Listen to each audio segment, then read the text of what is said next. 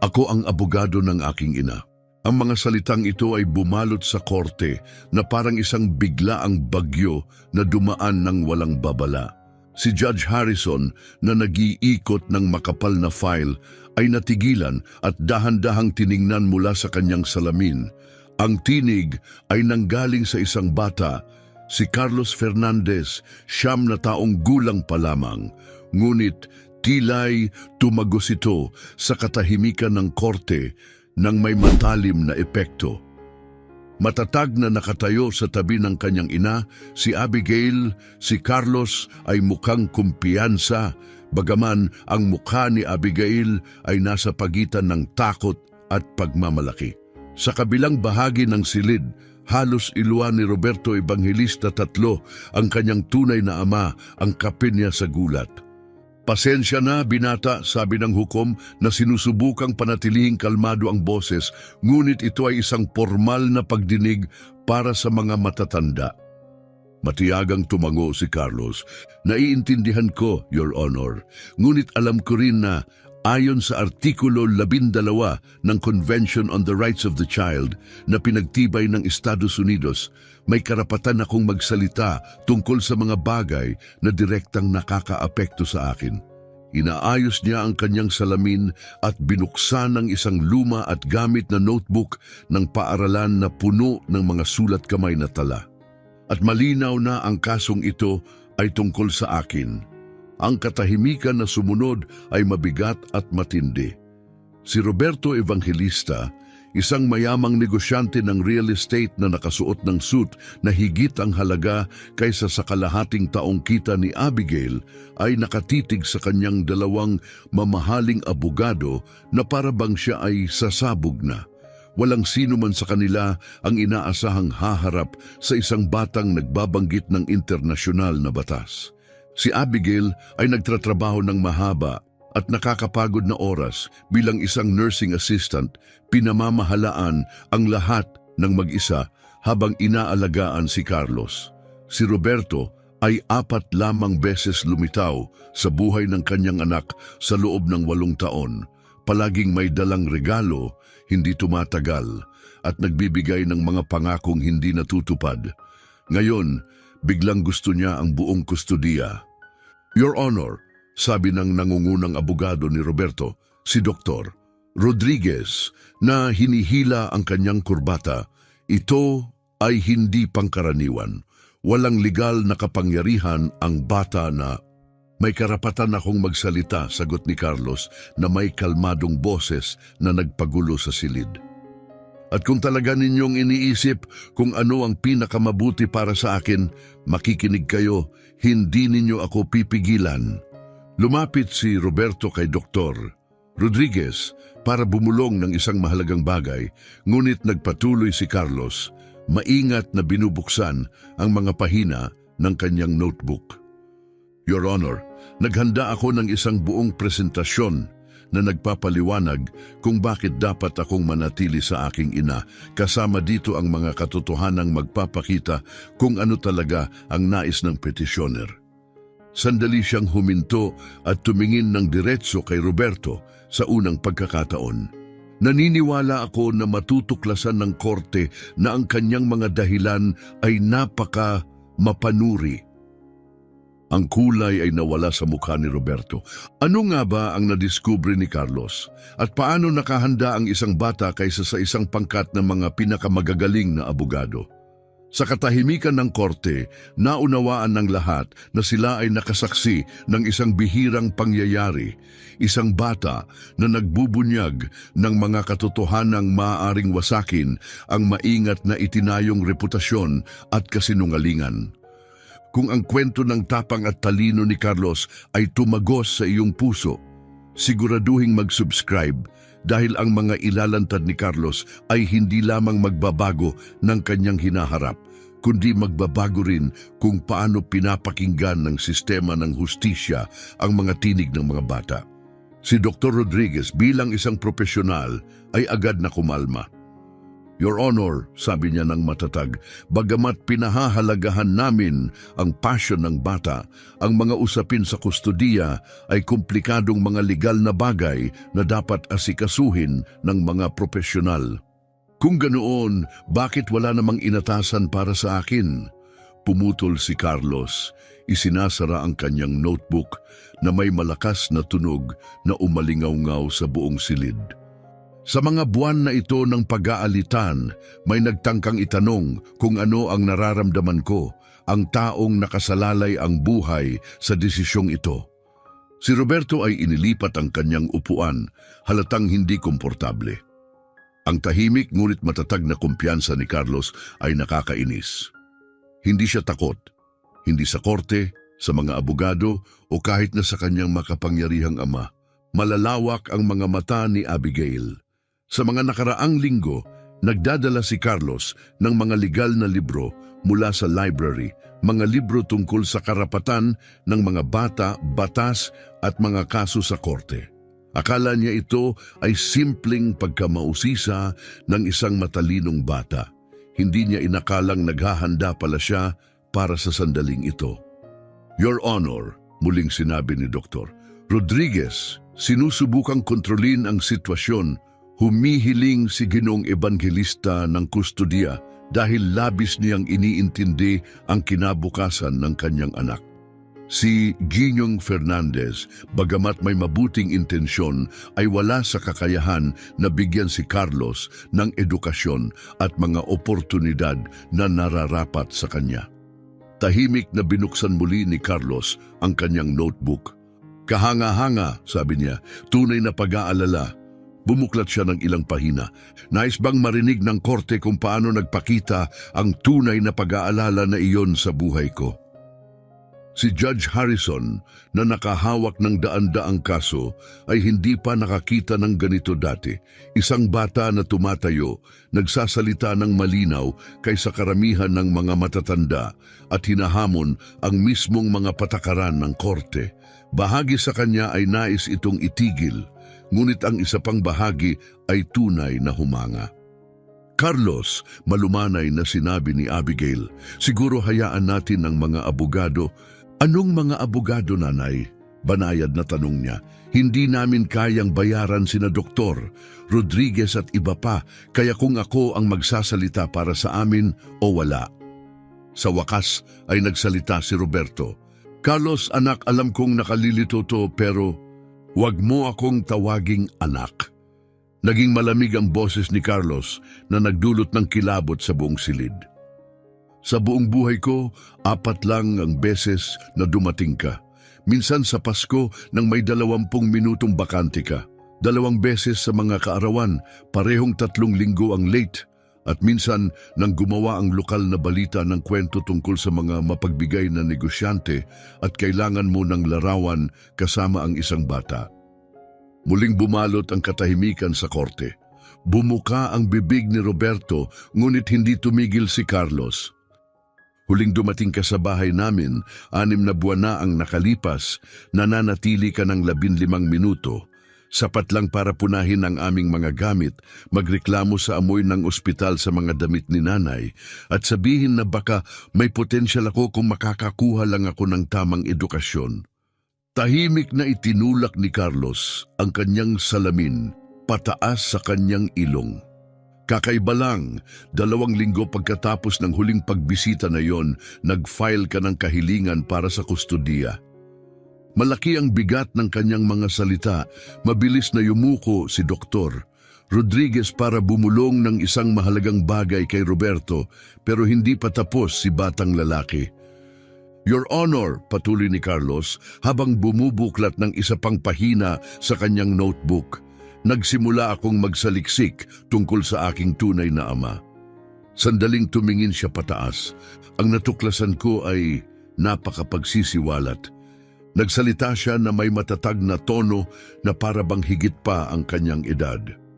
Nalaman ko na kamakailan lang ay natalo si Ginoong Ebangelista sa isang malaking kaso laban sa kanyang mga kasosyo sa negosyo at ito ay napakamahal.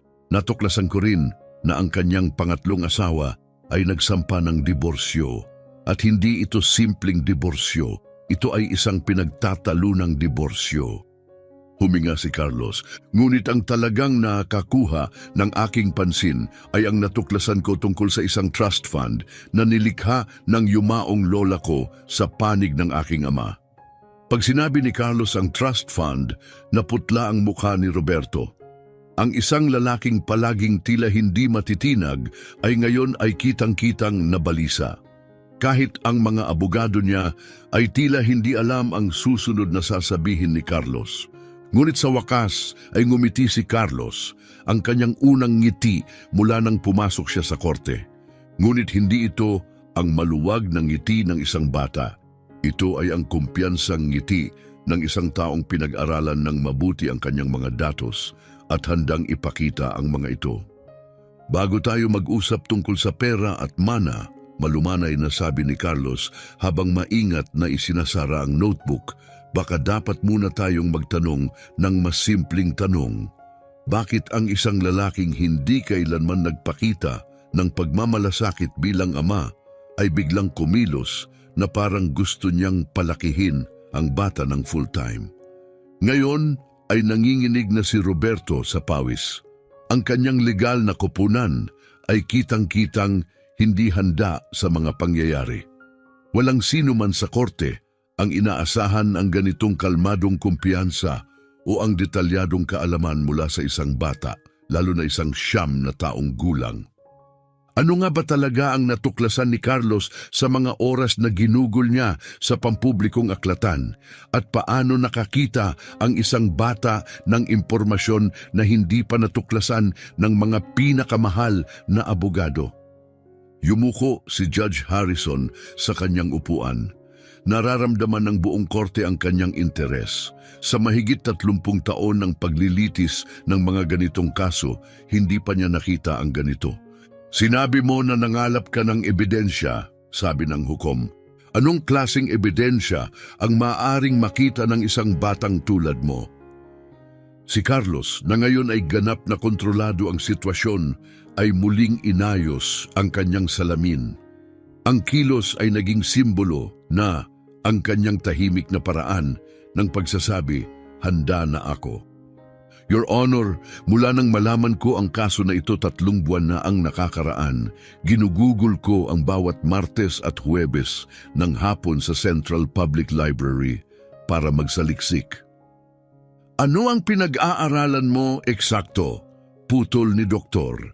Rodriguez, sinusubukang bawasan ang halaga ng ginagawa ng bata. Mga pampublikong tala, sagot ni Carlos na kalmado. Mga archival na ulat sa balita, mga dokumentong pangkorporasyon na bukas sa publiko, mga tala ng korte tungkol sa mga nakaraang legal na problema ni Ginoong Evangelista. Bumuklat siya sa isang bagong pahina. Ang head librarian, si Ginang Rodriguez, ay may master's degree sa information science. Ipinakita niya sa akin kung paano gamitin ang mga basic na legal database. Nakatayo si Abigail na parang na-frozen, labis ang emosyon. Sa loob ng mga buwan, sinabi ni Carlos na nagtatrabaho siya para sa isang school project. Akala niya ito ay libangan lang, isang mausisang bata na mausisa lang. Hindi niya inakala na ang proyektong iyon ay tungkol sa pagsagip sa kanilang buhay. Sa galit na pula ang mukha, sa wakas sumabog si Roberto. Ito ay walang katuturan. Isang bata ang nanghuhukay ng aking personal na buhay. Dapat itong ipinagbabawal. Tumingin si Carlos sa kanya nang hindi man lang kumurap. Lahat ng aking nakita ay pampublikong tala, Ginoo. Legal na maaring ma-access ng kahit sinong mamamayan, kahit ano pa ang edad. Hindi lang basta librarian si Ginang Rodriguez kay Carlos, naging mentor niya ito. Nang una niyang tanungin kung paano gumagana ang mga kustodiya, agad niyang naunawaan na hindi ito simpleng pagkamausisa. Ito ay isang determinasyong pangkaligtasan. Dumadalaw ang iyong anak dito 2 beses sa isang linggo sa loob ng 3 buwan, sabi niya kay Abigail sa isang nag-aalalang tawag sa telepono. Nagbabasa siya ng mga legal na handbook tulad ng pagbabasa ng mga bata ng comic books. At ang bilis ng kanyang pagkatuto, Hindi ito normal. Sa korte, tahimik na ipinagpatuloy ni Carlos ang kanyang presentasyon. Nalaman ko na sa huling 1.5 taon, si Ginoong Evangelista ay naging akusado sa 3 magkahiwalay na kaso. Isa sa mga ito ay isang 2.3 milyong alitan na natalo siya laban sa mga dating kasosyo mula sa Evangelista Industries. Kamakailan ay nagsampa ng diborsyo ang kanyang pangatlong asawa. Ang dahilan, sinasabi niya na itinatago niya ang pera mula sa kanya. Tumayo si Roberto, ang mukha ay naglalagablab sa galit. Paano ka naglakas loob? Pinutol siya ni Carlos na nanatiling kalmado.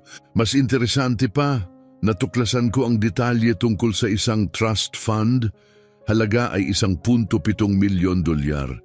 Nanilikha ng aking lola, si Eleanor Evangelista. Ang mga kondisyon ng pondong iyon ay napakatiyak. Muling bumalot ang katahimikan sa silid, walang marinig na hininga. Ang pera, sabi ni Carlos, ay para sa aking pangangalaga at edukasyon, ngunit hindi ito magiging available hanggang umabot ako sa 18 taon o kung mabibigyan ng full legal custody ang aking tunay na ama. Huminto siya, hinawakan ang mata ng hukom. Your Honor, hindi ito isang aksidente. Muling bumulong si Dr. Rodriguez kay Roberto, ngunit hindi siya pinansin ni Roberto na nakapokus kay Carlos. Namatay ang aking lola noong ako ay 2 taong gulang pa lamang, patuloy ni Carlos. Sa loob ng 7 taon, hindi niya sinabing umiiral ako. Hindi niya kami ipinakilala. Hindi niya binigyan ng pagkakataon na makilala ang kanyang nag-iisang apo. Naluha si Abigail, naalala niya lahat. Noon ay malamig na sinabi ni Roberto, hindi kailangang malaman ito ng pamilya ko. Tinawag niya ang kanyang sariling anak na ito, ngunit natuklasan ni Carlos ang isang nakakagulat na bagay na nakabaon sa mga record ng ari-arian ni Eleanor Evangelista. Matapos malaman sa tulong ng isang private investigator na may apo pala siya, agad na itinatag ni Eleanor ang trust fund. Isa lang ang kondisyon, maari lamang ma-access ang pondo kung mapatunayan ni Roberto, ang ama, na tunay siyang nagmamalasakit sa pamamagitan ng pagkuha ng kustodiya. Kung hindi, mapupunta ang pera kay Carlos pagdating ng edad na 18. Walang kondisyon, walang access para kay Roberto, walang impluensya, walang palusot. Ang lohika ay malupit pero simple. Sa loob ng maraming taon, hindi nagmalasakit si Roberto. Ngayon nang siya ay dukha at desperado, sinusubukan niyang kunin ang bata para sa pananalapi. Hindi kailanman inisip ng aking lola, sabi ni Carlos, na pinagsarado ng malakas ang kanyang notebook na ang kanyang anak ay magiging isang lalaking sumisira ng maliliit na negosyo ng pamilya para lamang kumita. Tumayo si Dr. Rodriguez. Your Honor, sapat na ito. Ang bata ay gumagawa ng mga walang katotohanang akusasyon. Tahimik na inihilahad ni Carlos ang kanyang salamin pataas sa ilong. Hindi pangkaraniwan, 2 linggo matapos ang huling pagbisita, nagsampa ka ng kahilingan para sa kustodiya.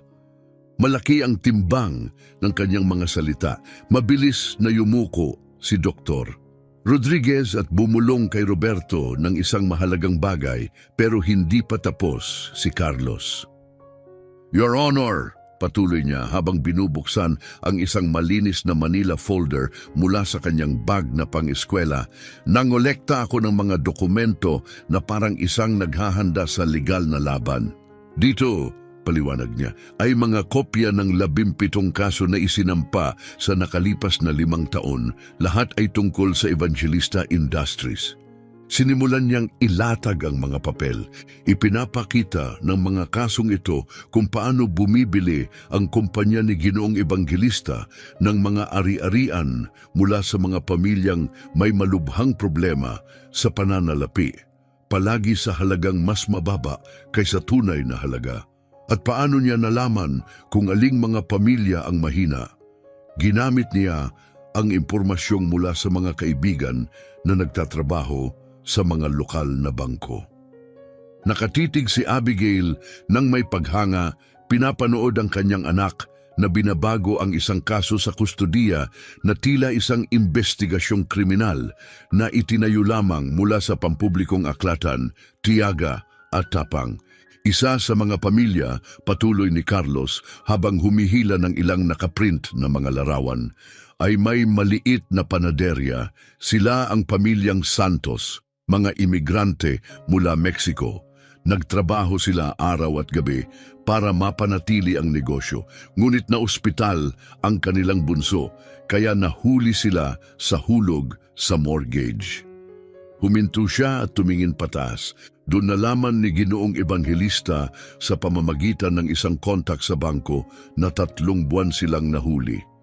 At imbes na tumulong, gumawa siya ng kasunduan na bilhin ang kanilang ari-arian sa bahagi lang ng halaga nito.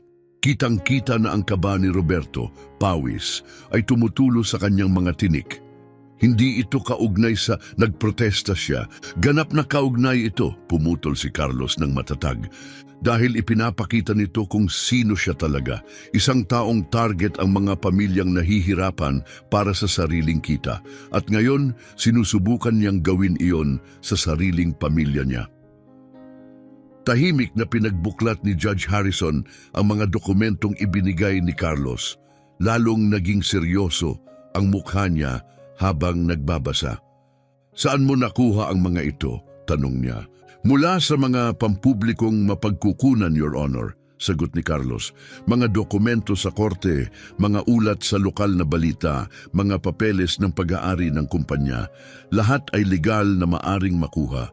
Tinuruan ako ni Miss Rodriguez, ang aming librarian, na ang katotohanan ay kadalasang nandyan lang. Kailangan mo lang malaman kung saan hahanapin." Sumubok na muling kontrolin ang sitwasyon si Dr. Rodriguez at lumapit. Kahit na kung sakaling totoo ang alinman dito, sabi niya, hindi nito binabago ang katotohanang mas makakapagbigay ng mas magandang edukasyon at oportunidad ang aking kliyente para sa bata. Bahagyang iniling ni Carlos ang kanyang ulo at ngumiti ng masikip. Hindi iyon isang malayang ngiti ng bata. Ito ay ang pinag-isipang kumpiyansa ng isang taong handang ilantad ang kanyang pinakamalakas na argumento. "Pag-usapan naman natin ang edukasyon," sabi niya habang binubuksan ang huling bahagi ng kanyang notebook. "Nais kong sabihin sa korte kung ano talaga ang plano ni Ginoong Ebanghelista para sa aking kinabukasan pag nakuha niya ang kustodiya." Napansin ni Roberto na tila naramdaman na niya kung gaano niya napagkamalan ang kanyang sariling anak. Hindi lang ito isang matalinong bata. Isa itong estratehista, isang batang nakapagtayo ng kaso na mas matibay kaysa sa mga milyon-milyong abogado niya. "Kaya," patuloy ni Carlos, "pag-usapan natin ang edukasyon." Maingat niyang binuksan ang huling bahagi ng notebook na parang isang siruhano na naghahanda para sa huling hiwa. "Nais kong ipaalam sa korte kung ano talaga ang balak ni Ginoong Ebanghelista sa akin kapag nakuha niya ang kustodiya." Nagbago ang ekspresyon ni Roberto mula sa galit tungo sa takot. "Sa isa sa 4 na beses na binisita ko siya sa loob ng 9 na taon, mabagal niyang sinabi, nakarinig ako ng isang tawag sa telepono. Hindi niya alam na nakikinig ako. Pinag-uusapan niya kung ano ang gagawin niya sa akin pagkatapos makuha ang kustodya. Sinabi niya ito ng malakas, walang kahihiyan." Tumalon si Dr. Rodriguez. "Your Honor, hindi natin pwedeng paniwalaan ang salita ng bata tungkol sa..." "Naitala ko ito," sabi ni Carlos habang inilalabas ang maliit na digital recorder mula sa kanyang briefcase. "Tinuturuan ako ni Miss Rodriguez kung gaano kahalaga ang pagdodokumento kapag naghahanda ng legal na kaso." Pumailan lang ang katahimikan sa silid. Napakatindi ng tensyon. Tahimik na ipinaliwanag ni Carlos, "Ginawa ko ang recording 6 na buwan na ang nakalipas noong huling pagbisita niya sa aming bahay. Akala niya nag-aaral ako sa kwarto. Hindi ako nag-aaral. Iniwan ko ang recorder sa sala. Kinuha ni Judge Harrison ang aparato at pinag-aralan ito. Carlos, sigurado ka bang nais mong isumite ito bilang ebidensya? Lubos akong sigurado, Your Honor. Pinindot ng hukom ang play at napuno ang korte ng hindi mapagkakamaling boses ni Roberto Evangelista. Pag nakuha ko ang kustodiya sa Riverside Military Academy, ilalagay ko ang bata.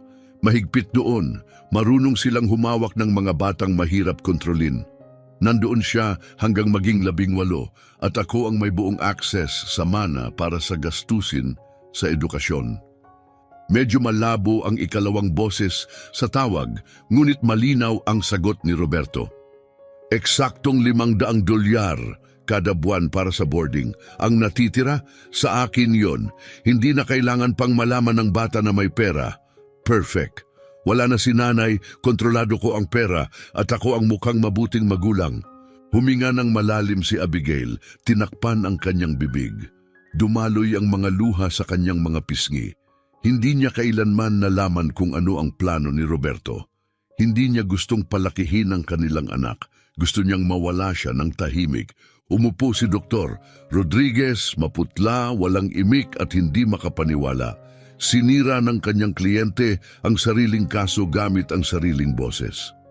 Mayroon pa, sabi ni Carlos habang pinapatay ang recorder. Nais bang marinig ng korte kung ano talaga ang iniisip niya tungkol sa akin? Nanatiling tahimik ang silid, pinatugtog niya ang susunod na bahagi. Hindi lang pera ang issue, masyado siyang matalino, nagtatanong siya. Napapansin lahat, mas mabuti pang iwasan siya hanggang sa maging sapat na ang edad niya. Ang huling bagay na kailangan ko ay isang batang tulad niya na nagkakaroon ng mga ideya na lampas sa lugar niya. Biglang tumayo si Roberto, nag-aalab ang galit. Ito ay isang bitag, isang patibong. Sinadya niya yan, ginulat niya ako yung maliit na pasaway. Sigaw ni Roberto, nanginginig ang boses. Hindi kayang gawin ng siyam na taong gulang ang... Hindi kaya ng siyam na taong gulang ang ano? Sagot ni Carlos nang matalim at tiyak ang tinig. Hindi maging matalino, hindi ipagtanggol ang sarili, hindi magsabi ng totoo tungkol sa isang ama na turing sa kanya bilang problema na dapat alisin. Pinatay ni Judge Harrison ang recording at direktang tumingin kay Roberto Evangelista. Ginoong Evangelista, sabi niya ng kalmado pero matatag, ang audio na ito kasama ng mga dokumentong pinakita ngayong araw ay nagpapakita ng napaka-problemang at pare-parehong larawan ng tunay mong intensyon. Muling lumapit si Carlos. Your Honor, nais ko ring ipabatid ang isa pang bagay. Nag-research ako tungkol sa paaralang balak ipadala sa akin ng aking ama, ang Riverside Military Academy. Binuksan niya ang bagong folder. Sa nakalipas na 5 taon, 3 estudyante doon ang nagpakamatay. Ang paaralan ay kasalukuyang iniimbestigahan ng federal na pamahalaan dahil sa mga paulit-ulit na kaso ng pisikal at emosyonal na pang-aabuso laban sa mga menor de edad. Sinubukan ni Dr. Rodriguez na iligtas ang kaso. Your Honor, kahit na totoo man ang mga ito na hindi namin kinikilala, ang aking kliyente ay may kakayahang magbigay ng mas mataas na pinansyal na suporta. Tahimik na tumingin si Carlos sa kanya. Para gawin ng ano, ipadala ako sa lugar kung saan naghihirap at namamatay ang mga bata. Ubusin ang aking mana habang nagpapanggap na para sa aking kapakinabangan. Alisin ako sa tanging taong tunay na nagmamahal sa akin. Lumalalang galit at kinakabahan si Roberto Evangelista, tuluyang nawala ang kontrol. Walang galang kang bata, ako ang ama mo at... Hindi ka ang ama ko, pumutol si Carlos ng kalmado. Isa kang tao na kapareho ko lang ng dugo. Iyon lang, ang totoong ama ay hindi sinusubukang alisin ang anak para lang makuha ang pera. Muling nanahimik ang korte, puno ng emosyon, tumunog ang pamukpok ng gavel ni Judge Harrison. Ginoong Evangelista, umupo ka ngayon o ipatatawid ka sa labas. Binuksan ni Carlos ang huling pahina ng kanyang notebook. Your Honor, may isang huling bagay akong nais ibahagi. Tungkol ito sa trust fund at bakit ito nilikha ng aking lola. Nawala ang kulay sa mukha ni Roberto. Nakakita ako ng liham mula sa aking lola sa mga dokumento ng ari-arian, sabi ni Carlos. Ito ay para mabasa ko pag ako'y naging 16 na taong gulang. Pero sa tulong ng librarian, nalaman kong maaari akong humiling na ma-access ito ng maaga kung may patuloy na usapin sa kustodya. Huminga siya ng malalim. Sabi ng aking lola, alam niyang hindi kayang maging mapagmahal na ama ng kanyang anak, si Roberto. Ginawa niya ang trust fund para protektahan ako mula sa kanya. Sinulat niya na kung susubukan niyang gamitin ang kustodiya para makuha ang pera, dapat kong gamitin ang lahat ng kapangyarihan ng trust para ipaglaban ang sarili. Dahan-dahang isinara ni Carlos ang notebook at tumingin kay Roberto, pati ang pagkuha ng mga private investigator para idokumento ang lahat ng kanyang pandaraya at hindi etikal na gawain sa paglipas ng mga taon. Hawak ng tagapangasiwa ng trust ang mga record na iyon. Dumapa si Roberto sa upuan na pagtanto na tuluyan na siyang nalampasan ng batang noon pa man ay minamaliit niya. Itinaas ni Judge Harrison ang gavel at nagbigay ng pasya. Dahil sa napakaraming ebidensyang pinakita, pinansyal, audio at dokumentadong kasaysayan ng nagpetisyon, tinanggihan ko ang kahilingan sa kustodiya ng buo. Dagdag pa rito, iniuutos ko ang masusing investigasyon sa posibleng pandaraya sa trust fund. Nagmumurang bumulong si Dr. Rodriguez kay Roberto, ngunit malinaw na wala nang makapagliligtas sa kaso ngayon. Tahimik na inayos ni Carlos ang kanyang mga dokumento, hindi nawawala ang kapanatagan. Your Honor, sabi niya nang tumatayo, maaari ba akong magbigay ng huling pahayag? Pwede, Carlos. Hindi ko ginawa ito para maghiganti, malumanay na sabi ni Carlos. Ginawa ko ito dahil walang batang dapat tratuhin bilang oportunidad sa pera. Karapat-dapat ang bawat bata na mahalin ng tunay. Habang iniiwasan si Roberto Evangelista ng mga security guard na ngayon ay haharap sa agarang pag-aresto dahil sa pagtatangkang pandaraya, nagkaroon si Carlos ng maliit na ngiti sa labi. Sa tahimik na korte, nasaksihan ng lahat ang isang pambihirang pangyayari. Isang bata ang nagwagi laban sa kapangyarihan, pera at panlilinlang gamit lamang ang katotohanan, paghahanda at pagmamahal. Ngunit hindi doon nagtapos ang kwento ni Carlos. Lumipas ang 3 taon mula sa araw na iyon sa korte at nagbago ng husto ang buhay ni Carlos Fernandez. Ang recording sa korte na naglantad kay Roberto Evangelista ay naging viral, umabot sa puso ng milyon-milyon. Si Carlos ay naging pambansang simbolo, isang tinig para sa isang henerasyon ng mga batang ayaw manahimik. Naabot ng video ang mahigit 50 milyong views. Nagdulot ito ng galit, awa at tunay na pagbabago. 17 estado sa Amerika ang nagpatibay ng mga bagong batas na hango sa kaso ni Carlos, mga batas na nagpapalakas ng tinig ng mga bata sa mga alitan sa kustodiya. Ngayong araw, ang pinakasikat na morning show sa Amerika ay naglabas ng espesyal na episode. Ipakilala natin si 13 taong gulang na si Carlos Fernandez, ngiti ng host.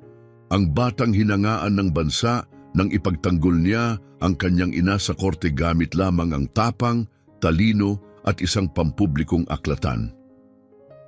Si Carlos ngayon ay mas matangkad at kumpiyansa na may bagong salamin ay ngumiti ng may kababaang loob. Mas gusto kong tawagin lang akong Carlos, sabi niya. Isang bata na napagtanto na may tinig ang mga bata kahit ayaw silang pakinggan ng mga matatanda. Pumutok ang palakpakan mula sa mga manonood. Sa likod ng entablado nakatayo si Abigail, puno ng pagmamalaki. Nakauniforme bilang nurse supervisor na promote siya matapos magbigay inspirasyon sa isang pambansang kampanya para sa mga nagtatrabahong ina. Ang ospital niya ay naglunsad din ng scholarship program sa kanyang pangalan, the Abigail Fernandez Fund, na tumutulong sa mga anak ng mga empleyadong mababa ang kita. At ngayon, sumama sa atin si ina ni Carlos, si Abigail Fernandez, wika ng host. Lumabas si Abigail sa entablado, medyo nahihiya sa ilaw, ngunit kumikinang sa pagmamalaki. Lagi akong humahanga kay Carlos, mahinang sabi niya, ngunit ang pinaka naa-appreciate ko ay hindi lang ang kanyang talino, kundi ang kanyang malasakit. Pwede niyang gawing tungkol sa sarili niya ang lahat, ngunit pinili niyang gamitin ito para makatulong sa iba. Tumayo ang lahat at palakpakan na naglalabas ng katotohanan. Minsan, ang pinakamaliit na tinig ang nagdadala ng pinakamalaking pagbabago. At totoo lahat iyon. Sa nakalipas na 3 taon, inilaan ni Carlos ang kanyang sarili sa pagbisita sa mga paaralan, sa mga lugar na kulang sa serbisyo, nagtuturo sa mga bata tungkol sa kanilang mga karapatan at pinaaalalahanan silang mahalaga ang kanilang mga tinig. Ang kanyang aklat na Every Child Has a Voice ay naging pambansang bestseller, ngunit hindi niya iningatan ang kahit isang sentimo. Lahat ng kinita ay inilaan sa isang pondo na nagbibigay ng libreng tulong legal sa mga pamilyang nahaharap sa hindi makatarungang mga laban sa kustudiya. Carlos, tanong ng host ng talk show nang may mainit na ngiti, maaari mo bang ikwento ang tungkol sa iyong Cool Law Library project? Tumango si Carlos, inayos ang kanyang salamin. Isang kilalang kilos na niya na ngayon. Well, panimula niya nang maunawaan ko kung paano nabago ng isang pampublikong aklatan ang aking buhay. Napaisip ako kung ilan pang mga bata ang maaaring nasa ganitong kalagayan, mag-isa, natatakot at hindi alam kung saan hihingi ng tulong. Ang ideyang iyon ang nagpasimula ng isang kilusan. Naglikha kami ng mga espesyal na sulok sa mahigit 1,200 pampublikong aklatan sa buong bansa, dagdag ni Carlos. Bawat isa ay puno ng mga libro tungkol sa mga karapatan ng mga bata na nakasulat sa paraang naiintindihan ng mga bata. Naglagay din kami ng mga computer na may libreng access sa mga simpleng legal na kagamitan. Pinakita ng kamera si Abigail na nakaupo malapit sa entablado, pinupunasan ng isang tahimik na luha. Sa loob ng 3 taon, pinanood niya ang kanyang anak na gawing pambansang inspirasyon ang matinding personal na paghihirap. Samantala, sa kabilang bahagi ng lungsod, sa isang tahimik at magulong studio apartment sa gilid ng Chicago, nakaupo si Roberto Evangelista na nanonood ng parehong palabas sa telebisyon. Ang dati niyang maayos na buhok ay kulay abo na. Ang kanyang mga disenyong damit ay napalitan ng mga gusot na kamiseta. Nagtatrabaho siya bilang clerk sa isang lokal na tindahan ng electronics. Ang tanging trabaho na nakuha niya matapos masira ang lahat. Ipinakita ng utos ng korte ang kanyang plano, hindi lamang napagsamantalahan ang trust fund ni Carlos, kundi pati na rin ang isang serye ng pandaraya sa pananalapi na sumira sa kanyang kumpanya at reputasyon. Nawalan siya ng lahat, negosyo, mansyon, kasal, pati kalayaan.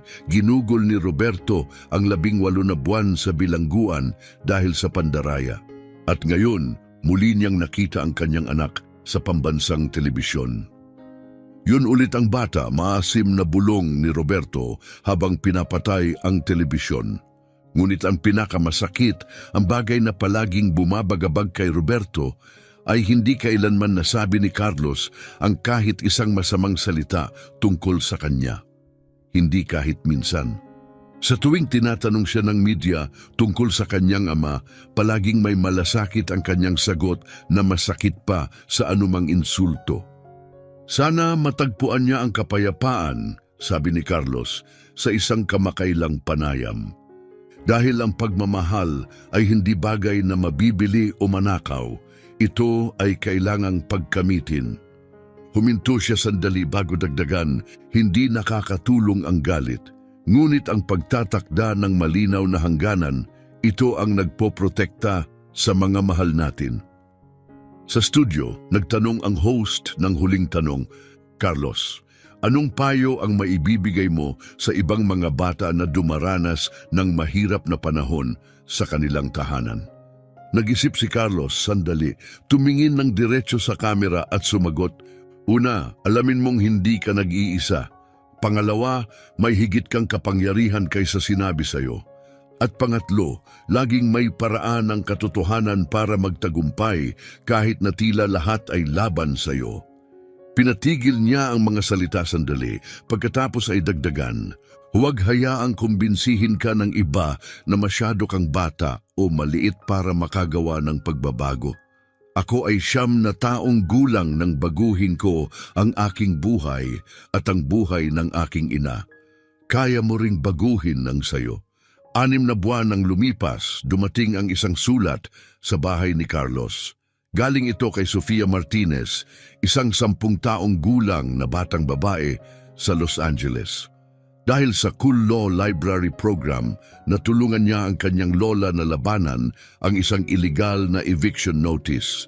Nagtapos ang sulat sa, "Salamat sa pagtuturo sa akin na bawat bata ay may tinig. Ginamit ko ang sa akin, nasagip ko ang aking pamilya." Nakita ni Abigail si Carlos na tahimik na nakaupo sa kanyang kwarto, napapaligiran ng mga sulat na katulad ng kay Sofia, daan-daan sa mga ito, mula sa mga batang mula sa iba't ibang bahagi ng bansa. "Anong pakiramdam?" mahinang tanong ni Abigail, "na malaman na ang iyong tapang ay nakapagbigay inspirasyon sa napakaraming tao?" Maingat na tinupi ni Carlos ang sulat ni Sofia at inilagay ito sa isang espesyal na kahoy na kahon kung saan niya iniingat ang bawat mensahe. "Naaalala mo nung sinabi mo sa akin na minsan ang pinaka-nakakatakot na sandali ay nagiging pinakamahalaga?" tanong niya. Tumango si Abigail. Malinaw niyang naaalala ang sandaling iyon. "Sa tingin ko, naiintindihan ko na ngayon," malumanay niyang sabi. "Kung hindi sinubukan ni Roberto na sirain kami, hindi ko kailanman mararamdaman na kahit isang bata ay kayang baguhin ang mundo kapag tumigil ang mga matatanda sa pagmamaliit sa kanila." Sa araw ding iyon ng hapon, nakatanggap si Carlos ng isa pang tawag na magbabago ng kanyang buhay. Nag-alok sa kanyang Harvard University ng buong scholarship para sa isang bagong programa sa batas at sosyal na hustisya na dinisenyo para sa mga estudyanteng wala pang 16 na taon na nagpapakita ng pambihirang pamumuno. Napalawak ang mga mata ni Abigail. "Tanggapin mo ba yon?" Ngumiti si Carlos. "Opo, pero kung magagamit ko ang edukasyong iyon para bumuo ng isang sistemang legal na nagpoprotekta sa lahat ng bata, hindi lang sa mga pinalad na lumaban para sa kanilang sarili."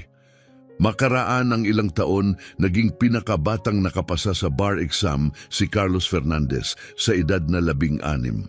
Ang kanyang unang kaso, isang landmark lawsuit laban sa sistema ng edukasyon sa US dahil sa kabiguang turuan ang mga bata tungkol sa kanilang mga legal na karapatan.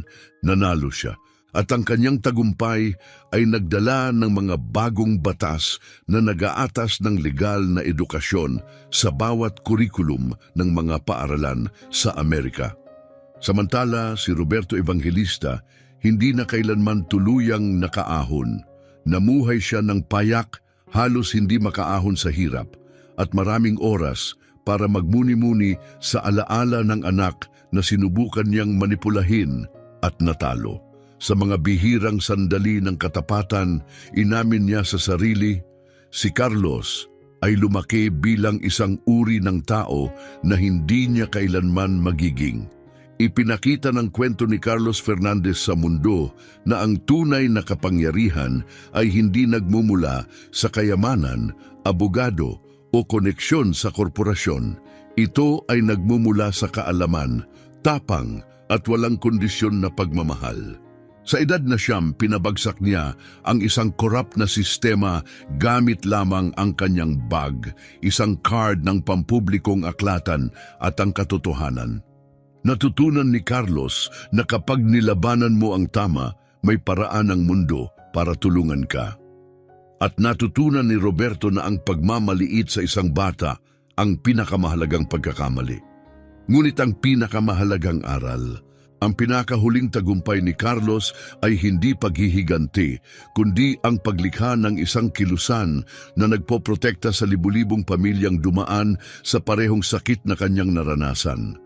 Kung ang kwento ng tapang, hustisya at hindi matitinag na pag-asa ay tumagos sa iyo, siguraduhing mag-subscribe sa aming channel para sa higit pang mga kwento tungkol sa mga bayani na madalas hindi napapansin ng mundo.